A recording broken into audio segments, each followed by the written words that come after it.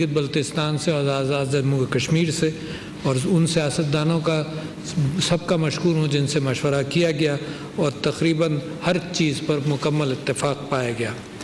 میں علماء اکرام اور مشائخ کا بھی مشکور ہوں، اس کے ساتھ ساتھ ہیلتھ ایڈوائزر کا، منسٹر آف ریلیجس افیئرس کا، منسٹر آف انٹیریئر کا اور سارے جو کابرین چیف سیکرٹریز نے حصہ لیا ہر جگہ پر۔ میں چیف منسٹرز کا یوں بھی مشکور ہوں کہ میں نے ان سے کل درخواست کی تھی کہ لکھ کر اپنی تجاویز بھیج دیں۔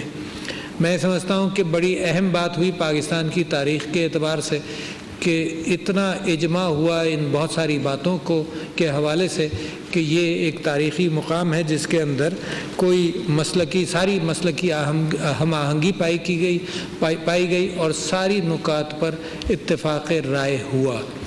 کیونکہ رمضان کا مہینہ شروع ہونے والا ہے اور رمضان عبادتوں کا مہینہ ہے، مغفرت کا مہینہ ہے، اور مسلمان کو بڑی محبت ہے اس مہینے کے ساتھ اور اہتمام کرتے ہیں ہم تراویحوں کا اور نمازوں کا، تو یہ بہت ضروری تھا کہ رمضان سے پہلے حکومتوں کے مشورے بھی شامل ہو جائیں آج کے حالات کے اعتبار سے، اور سارے ائمہ اور مشائخ کے بھی سارے مشورے آ جائیں۔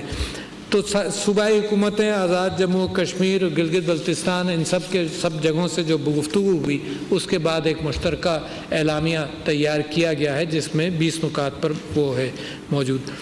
آزاد کشمیر میں خاص طور پر وہاں سے اس بات کا ذکر ہوا کہ ریاستی جبر و تشدد جو آکوپائیڈ جموں و کشمیر کے اندر ہو رہا ہے اس وقت رمضان کے اندر، ان کے لیے بھی دعا کی جائے اور اس میں اللہ تعالیٰ سے مغفرت بھی، معافی بھی مانگی جائے اور مدد کی بھی درخواست کی جائے کہ ان کے اوپر آسانیاں پیدا ہو جائیں۔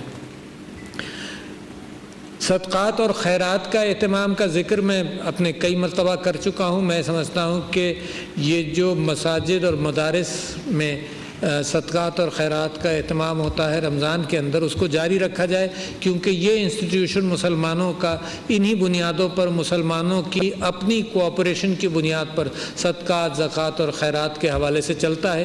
اس کے اندر لوگوں سے میری اپیل ہے کہ اس کے اندر کوئی کمی نہ کی جائے۔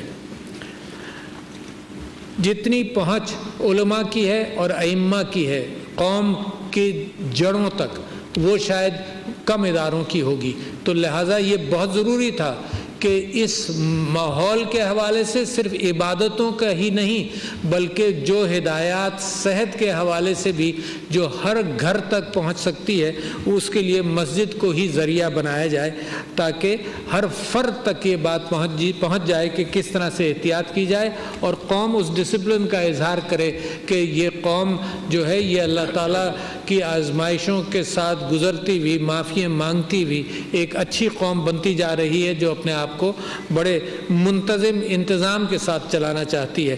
میں میڈیا سے بھی گزارش کرتا ہوں کہ جن چیزوں کا فیصلہ ہوا ہے یہ بالکل اتفاق رائے کے ساتھ ہوا ہے۔ کسی ایک فرد نے یہ بات نہیں کی، کسی ایک فرد نے، نہ کسی ایک حکومت نے یہ بات کی کہ تراویح نہ ہو اور مسجدوں کا لاک ڈاؤن ہوا، کسی نے نہیں بات کی، تو لہٰذا اس کو بلا وجہ ڈیبیٹ میں لانا کہ ایسا ہونا چاہیے ویسا ہونا چاہیے، کسی ایک نے نہیں۔ اور صحت کے ہیلتھ منسٹر بھی موجود تھے، ان کا جو مشورہ اور WHO کا جو مشورہ ہے وہ بھی اس کے اندر اس کو شامل کر لیا گیا۔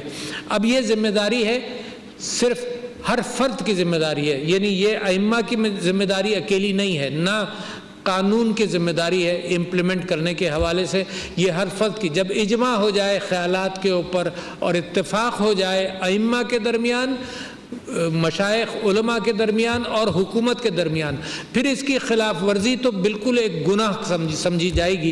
تو لہٰذا اب اس بات کی ضرورت ہے کہ عوام اس پر خود پابندی کرے۔ وہ قومیں ترقی کرتی ہیں جہاں پولیس مجبور نہیں کر رہی ہو پابندی کرنے کے لیے، بلکہ خود لوگ کہیں کہ ہم انتظام کریں گے اس بات کا۔ اور اس اسلام کے اندر مسجد نبوی سے اور قرآن کی آیات کے اعتبار اللہ تعالیٰ کے احکامات بھی آئے۔ جب مسلمانوں نے اس تنظیم کے معاملے کے اندر ذرا سی بھی کوتاہی ہوئی تو ایک بڑھتی ہوئی مسلم امت کے لیے بے انتہا ضروری ہے کہ وہ خود ان چیزوں کا اہتمام کرے۔ تو یہ لا اینڈ آرڈر سچویشن نہیں ہے، مگر ایڈمنسٹریشن مدد کر سکتی ہے، اور مساجد اور امام بارگاہوں کی کمیٹی سے میری گزارش یہ ہے کہ وہ اس کا بھی اہتمام کریں اور حکومت کے ساتھ ایک مشاورت کے اندر رہیں۔ تو یہ 20 نکاتی جو تجاویز ہیں یہ میں آپ کے سامنے پڑھ کر سناتا ہوں، اور یہ تحریری طور پر ریلیز بھی کر دی جائیں گی اور میں پڑھ کر بھی سناتا ہوں۔ مساجد اور امام بارگاہوں میں قالین یا دریاں نہیں بچھائی جائیں گی۔ یہ جو علماء کا فتویٰ تھا پہلا، اس حوالے سے ان احکامات کو بھی مشوروں کو بھی جوڑ لیا جا رہا ہے، اور جو حکومت چاہتی ہے اس کو ملا لیا جا رہا ہے کہ قالین اور دری نہ ہو، کیونکہ سانس کے ذریعے جو جراثیم اور جو وائرس اس میں جائے گا وہ دوسروں کے اوپر بھی اثر کرے گا۔ تو مساجد اور امام بارگاہوں میں قالین یا دریاں نہیں بچھائی جائیں گی، صاف فرش پر نماز پڑھی جائے گی۔ نمبر 2، اگر کچا، یہ تراویح کے اعتبار سے بھی ہے، فرائض کے اعتبار سے بھی ہے، جمعوں کے اعتبار سے بھی ہے، اور یہ سوشل ڈسٹنسنگ کا جو اصول ہے یہ دنیائے صحت نے اس کو اپنایا ہے۔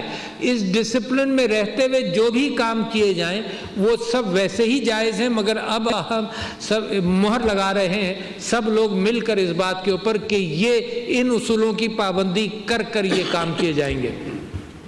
جو لوگ گھر سے اپنی جانماز لا کر اس پر نماز پڑھنا چاہیں وہ ایسا ضرور کریں، اس کو انکریج کیا جا رہا ہے۔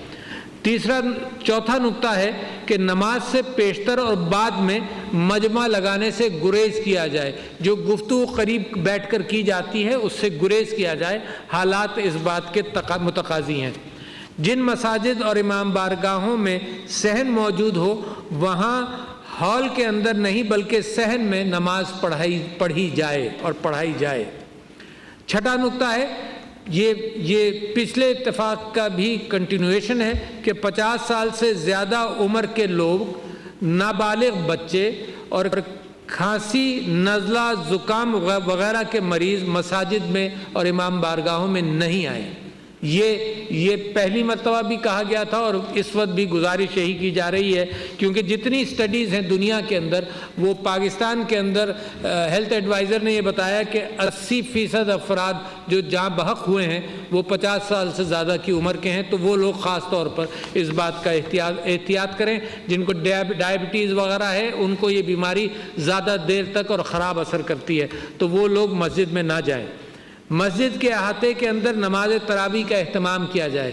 یہ سب جگہ سے اتفاق ہوا کہ جو احاطے کے اندر کی جائے نماز تراویح کا اہتمام، سڑک اور فٹ پاتھ پر نماز پڑھنے سے اجتناب کیا جائے۔ یہ بھی رائے تھی کہ جو مسجد میں کچھ لوگ جو نماز تراویح پڑھ لیں گے اور حکومت کے ان احکامات کے وجہ سے ثواب سب کو ملے گا، مگر گھروں میں بھی تراویح کا اہتمام کیا جائے۔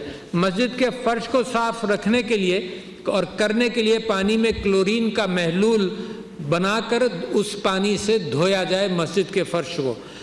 اسی محلول کو استعمال کر کے جہاں چٹائیاں بچھائی جا رہی ہیں وہاں چٹائی کے اوپر جہاں نماز ہوتی ہے وہاں چٹائی پر بھی اسی محلول کا چھڑکاؤ کیا جائے۔ 10واں نمبر نقطہ ہے، مسجد میں صف بندی کا اہتمام اور امام بارگاہ میں صف بندی کا اہتمام اس انداز سے کیا جائے کہ نمازیوں کے درمیان 6 فٹ کا فاصلہ ہو، اور ایک نقشہ منسلک ہے جو پبلسائز کر دیا جائے گا جس کے اندر یہ نقشہ صرف نشاندہی کر رہا ہے کہ دو نمازیوں کے درمیان دو نمازیوں کی جگہ خالی چھوڑی جائے۔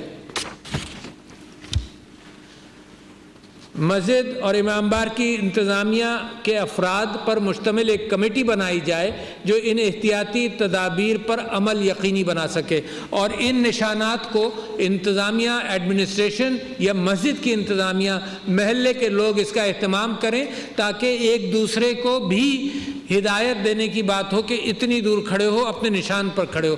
جیسے صف بندی کے لیے نشان لگائے جاتے ہیں ویسے ہی کھڑے ہونے کے لیے بھی کوئی نشان لگا لیا جائے۔ مساجد کے منتظمین اگر فرش پر کھڑے ہونے کے لیے نشان لگا لیں تو بہت اچھا ہے۔ 13واں نمبر نقطہ ہے کہ وضو گھر سے کر کے مسجد تشریف لائیں، ہاتھ صابن سے 20 سیکنڈ ضرور دھو کر آئیں۔ یہ تو ہر اعلامیے کے اندر، ہر درخواست کے اندر صحت کے سارے جو ایکسپرٹس ہیں انہوں نے بھی اس چیز کا مشورہ مسلسل دیا ہے کہ ہاتھ دھو کر نکلیں اور ہاتھ باہر دھوئیں. تو مسجد وضو کر کے آئیں تو ہاتھ دھو کر آئیں 20 سیکنڈ صابن سے ضرور. وضو گھر میں کریں اور گھر سے وضو کر کے تشریف لائیں. پوائنٹ 14 لازم ہے کہ ماسک پہن کر مسجد میں اور امام بارگاہ میں تشریف لائیں اور پھر کسی سے ہاتھ نہ ملائیں اور بغل گیر نہ ہوں. بہت ضروری نکات ہیں کہ ماسک اب اتنا عام ہو گیا ہے کہ گھروں میں لوگوں نے سی لیے, تو ماسک پہن کر احتیاط کریں کہ اپنے سے کسی کو نہ لگے, دوسرے سے مجھ کو نہ لگے. تو یہ احتیاط بڑی ضروری ہے. پھر اپنے چہرے کو ہاتھ نہ لگائیں, اس سے گریز کریں اور گھر واپسی پر ہاتھ دھو کر یہ کر سکتے ہیں, مگر مسجد کے اندر بھی احتیاط کریں کہ چہرے کو ہاتھ نہ لگائیں, مصافحہ نہ کریں, بغل گیر نہ ہوں, فاصلے سے کھڑے ہوں. موجودہ صورتحال میں بہتر یہ ہے کہ گھر پر اعتکاف کریں, اور اس بات کا بھی امکان ہے, میرے لیے بھی, میں اپنے لیے بھی کہتا ہوں کہ موجودہ صورتحال کے اندر لوگ گھروں کے اندر تراویح پڑھیں تو وہ بھی اچھی بات ہے. حضور اکرم صلی اللہ علیہ وسلم نے گھروں میں بھی رات کی عبادت اپنے گھر میں ہی کی. 17واں پوائنٹ ہے مسجد میں افطار اور سحری کا اجتماعی انتظام نہ کیا جائے. لوگ قریب بیٹھ جاتے ہیں تو اجتماعی انتظام مسجد میں نہ کیا جائے. مسجد اور امام بارگاہ کی انتظامیہ ائمہ اور خطیب, یہ 18واں نقطہ ہے. مسجد اور امام بارگاہ کی انتظامیہ ائمہ اور خطیب ضلعی و صوبائی حکومتوں اور پولیس سے رابطہ اور تعاون رکھیں, اور ہر صوبے کے اندر ایک کمیٹی کی تشکیل دینے کا مشورہ ہے. یہ صوبائی ایڈمنسٹریشن کے ساتھ میں سمجھتا ہوں کہ ائمہ اور مشائخ کی علماء کی جو کمیٹی بنائے تاکہ مسلسل رابطہ رکھا جا سکے. مساجد انتظامیہ کو ان احتیاطی تدابیر کے ساتھ اور امام بارگاہوں کی انتظامیہ کو ان احتیاطی تدابیر کے ساتھ یہ مشروط اجازت ہے کہ وہ تراویحوں کا اور فرائض نماز کا اور جمعے کا اہتمام کریں. یہ سوشل ڈسٹنسنگ کے ساتھ کریں تو دنیا میں کسی کو اس کے اوپر اعتراض نہیں ہے.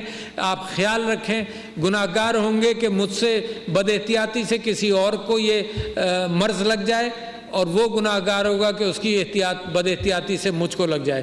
تو اس کا اہتمام کریں. مساجد کو یہ جو احتیاطی تدابیر سے مشروط ہے یہ سارا معاملہ. اگر رمضان کے دوران, اور آخری نقطہ بڑا اہم ہے اور اس کی بڑی اہمیت دی سب نے, کہ اگر رمضان کے دوران حکومت یہ محسوس کرے کہ ان احتیاطی تدابیر پر عمل نہیں ہو رہا ہے یا متاثرین کی تعداد خطرناک حد تک بڑھ گئی ہے, دونوں صورتوں میں, کہ یا تو ان پر عمل نہیں ہو رہا, یا جن مساجد میں عمل نہیں ہو رہا, یا ان احتیاطی تدابیر کے اعتبار سے متاثرین کی حالات میں متاثرین کی تعداد کورونا کی بڑھ گئی ہے, تو حکومت دوسرے شعبوں کی طرح مساجد اور امام بارگاہوں کے بارے میں فیصلے پر نظر ثانی کرے گی. یہ اختیار سارے ائمہ اور علماء اور مشائخ نے حکومت کو دیا ہے کہ اگر آپ ضرورت سمجھیں, حالات ایسے ہوں تو آپ ان کی تعداد کو مختصر اور بھی مختصر کر سکتے ہیں. اس بات کا بھی حکومت کو اختیار ہے, یہ بہت ضروری بات اور بھی ہے کہ اس بات کا بھی حکومت کو اختیار ہے کہ شدید متاثرہ مخصوص علاقے, جس طرح سے کچھ پروونشل گورنمنٹس کو خیال ہے کہ اس علاقے کے اندر حالات بہت خراب ہو رہے ہیں, وہاں کے احکامات اور پالیسی کو بدل دیا جائے, چھوٹ دی جائے جہاں پر حالات بہتر ہیں, یا اور سخت کر دیا جائے جہاں پر حالات خراب ہیں. یہ معاملہ بیماری کا ایسا ہے کہ اس میں ہم سب ذمہ دار ہیں. اس کے اندر شریعت بھی آپ کا ساتھ دیتی ہے. آپ احتیاط کریں, ایک سے دوسرے کو نہ لگے, ہاتھ دھوئیں, چہرے کو ہاتھ نہ لگائیں, سوشل ڈسٹنسنگ رکھیں, ماسک پہنیں, فاصلوں کے ساتھ اپنی جماعت میں کھڑے ہوں, اور وہی تدابیر جو ہم اپنے گھروں کے اعتبار سے کرنا چاہتے ہیں وہ کریں. اور اپیل ہر شخص کے ساتھ یہ اپیل ہے کہ یہ اجماع ہے اس بات کے اوپر, اس کی خلاف ورزی گناہ کا مرتکب ہوگی, تو اس میں خود بھی اب احتیاط کریں. بہت شکریہ جناب علی جی. بہت شکریہ.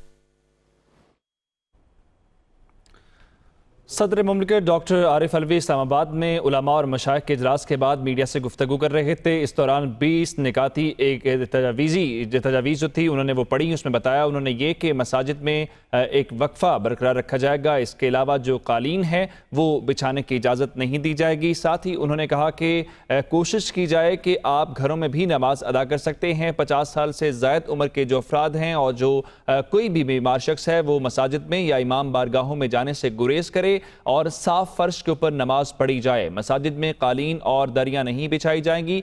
ساتھ ہی آخری نقطہ جو انتہائی اہمیت کا حامل تھا کہ اگر حکومت سمجھتی ہے کہ ان احتیاطی تدابیر کے اوپر عمل نہیں کیا جا رہا یا صورتحال خطرناک ہوتی ہے تو حکومت اس سلسلے میں دیگر تمام اداروں کی طرح مساجد اور امام بارگاہوں کے بارے میں بھی فیصلہ کر سکتی ہے۔ تو ساتھ ہی انہوں نے یہ بھی عوام سے اپیل کی ہے کہ جو سماجی دوری ہے وہ ضرور اختیار کی جائے۔ مساجد کے دوران ایک دوسروں کے ساتھ نہ صرف دور رہا جائے اور ہاتھ بھی نہ ملایا جائے، بغل گیر نہ ہوا جائے، کیونکہ صرف احتیاطی تدابیر ہی ہیں جو ہمیں اس بیماری سے بچا سکتی ہیں۔ اس کے علاوہ صدر مملکت نے یہ بھی بتایا کہ اس بات کا فیصلہ کیا گیا ہے کہ مساجد اور امام بارگاہوں کی سطح پر ایک کمیٹی بنائی جائے گی جو ان احتیاطی تدابیر کو ان کی جو امپلیمنٹیشن ہے ان کو یقینی بنائے گی۔